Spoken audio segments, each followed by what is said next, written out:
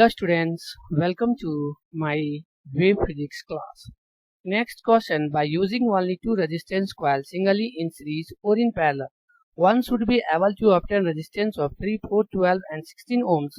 The separate resistance of the coil are. Question हमारा यहाँ पे कह रहा है कि हम दो रेजिस्टेंस कॉइल का यूज करके सीरीज में और पैरेलल में हम जो है वह 3, 4, 12 और 16 ओम का रेजिस्टेंस प्राप्त करते हैं। तो जो हम दो रेजिस्टेंस लिए हैं उसका सेपरेट रेजिस्टेंस वैल्यू जो है वह कितना होगा उसको हमको यहाँ पे निकालना है, जो यहाँ पे ऑप्शन में दिया हुआ है। ओके, तो सॉल्यूशन में हम यहाँ पे देखेंगे सबसे पहले कि जो रेजिस्टेंस हमारा इक्विवेलेंट रेजिस्टेंस ये हमारा मैक्सिमम तभी प्राप्त होता है जब उसको हम सीरीज में कंबाइन करते हैं।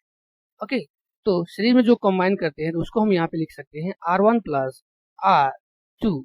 तो इसका जो वैल्यू हो जाएगा वह हो जाएगा 16 ओम। इसको अगर हम इक्वेशन जो है वह 1 मान लेते हैं और दूसरा इक्वेशन यहाँ पे हम निकाल लेते हैं इसमें R2 का वैल्यू इसी इक्वेशन से। तो R2 का वैल्यू जो हम यहाँ पे निकाल लेंगे तो ये हो जाएगा हमारा 16 और माइनस हो जाएगा R1। इसको हम इक्वेशन जो है वह 2 मान लेते हैं। ओके, अब यहाँ पे देखेंगे कि रेजिस्टेंस जो हमारा मिनिमम है ये हमारा तब आता है जब इसको हम पैरेलल में जो है वह कंबाइन करते हैं, और जब पैरेलल में हम कंबाइन करते हैं तो वो उसका जो हमारा इक्विवेलेंट आ जाएगा वो आ जाएगा R1 into R2 by R1 plus R2। Okay, जिसका वैल्यू जो है वो हमारा है 3 ओम। जो मिनिमम इक्विवेलेंट रेजिस्टेंस है वो 3 का है। ओके, अब यहाँ पे हम क्या करेंगे, R1 प्लस R2 का वैल्यू और R2 का वैल्यू जो है 16 माइनस R1 उसको हम पुट कर देंगे यहाँ। यहाँ पर हम देख रहे हैं ये हो जाएगा R1 और R2 का वैल्यू जो है यहाँ से हम पुट कर देंगे तो R2 का वैल्यू हो जाएगा 16 माइनस R1।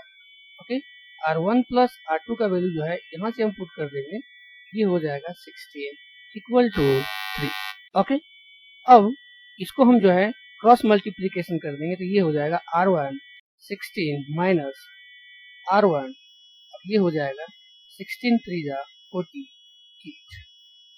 ओके, ये हो जाएगा, यहाँ पे हम मल्टीप्लाई कर देंगे 16 R1 minus R1 square equal to 48। Okay, अब यहाँ पे हम क्या करेंगे, इसको जो है इधर ले आते हैं, ये हो जाएगा R स्क्वायर 1 माइनस 16 R1 और ये हो जाएगा हमारा प्लस 48 इक्वल टू 0।